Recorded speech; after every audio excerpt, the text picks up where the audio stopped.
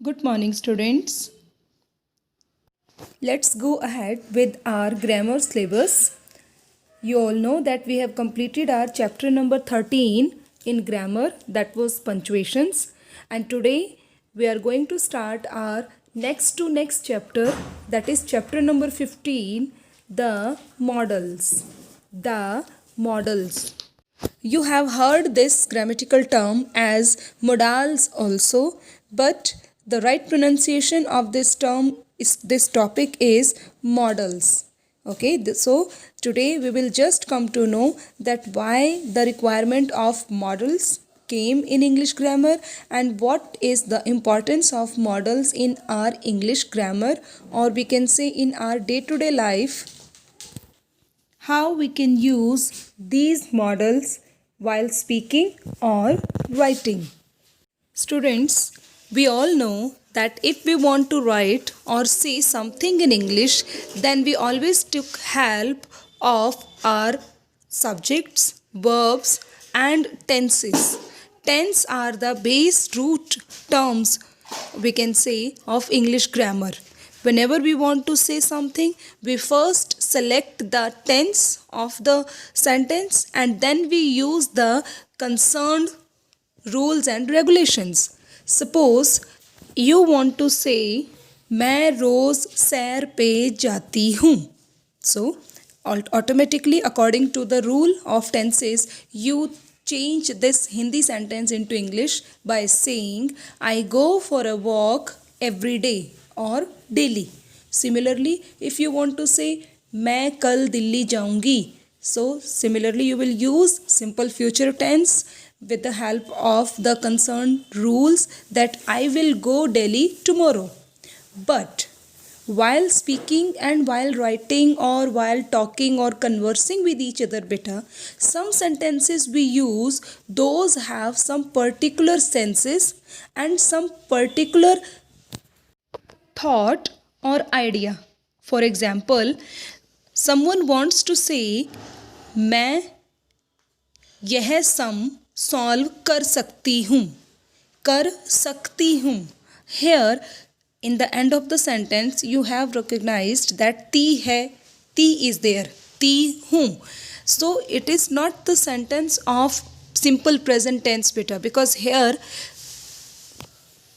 ability is given, capacity is given, कर सकती हूँ.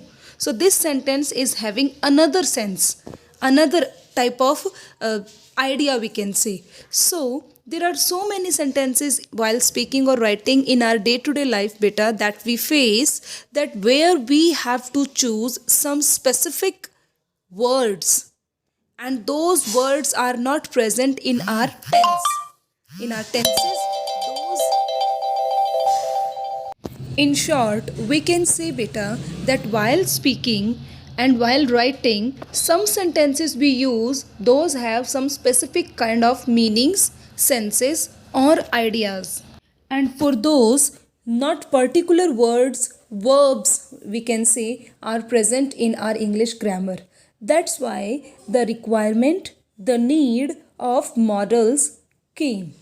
Then the grammarian felt that there should be some specific words where we could use these according to the sense of the sentence. So in short, we can say better that models are also known as modal verbs. I am repeating, modals are also are verbs beta, just like is, am, are, do, does, has, have, will, shall, had been, will be, shall be. These are our helping verbs. We all know, we have used these terms in our English. But these modals are also known as modal verbs and they are mixed with another verbs. I'm repeating, these modals are mixed with another verbs to point the mood, the tense, or we can say the specific sense of the sentence. जो models होते हैं आपके, वो भी helping verb का ही work करते हैं, helping verb का रोल ही प्ले करते हैं, बस they are having some specific mood and meaning बेटा. उनके अंदर जो सेंटेंस का स्पेसिफिक आइडिया होता है वो रहता है. All the auxiliary verbs like must, can, could, should, used to, may, might, all these models except be, do and have, these three auxiliaries are not counted into modals beta. Be, do and have, these are the auxiliaries, okay, but rest of these words are called as modals, and these modals cannot act alone as the main verb in a sentence. If you want to use modal beta, then you have to need of a particular subject and particular verb and object also. Okay, so for these you have to use always the first form of the verb, the base form of the verb. In short, we can say that modals are the verbs which are actually used with other verbs to express specific meaning, specific sense, like possibility, ability, permission, obligation, and some other things also. In your book also the meaning, the definition is given, and that is the auxiliaries verbs that express the mode of action denoted by the main verbs are called modals. The same thing that is written here also beta, that all the auxiliaries except be, have and do, except these three beta, all the auxiliaries that are used and which express the mood and tense of the sentence, that is called your modals. And the main modals that is given in your book are shall, will, should, would, can, could, may, might, must, need, ought to and used to. Okay, and these modals are always used with the main verb only. I am repeating that after these modals you have to use the main verb, and that should be the first form of verb, the base verb.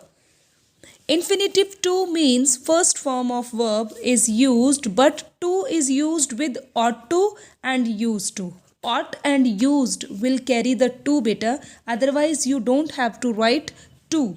You have to write the modal, and just after the modal you have to write the first form of verb. So regarding modals, there are basic 3 or 4 points that I am repeating to give you the better understanding regarding modals, and these main points are: number 1, modals are the auxiliaries working as helping verbs. Number 2, they express specific mood, mode and sense of action. Number 3, they always carry the base verb.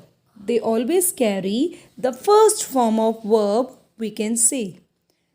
Please remember these 3 points regarding modals beta, and listen this video carefully, and in tomorrow's video we will discuss the various types of modals. Thank you and have a nice day.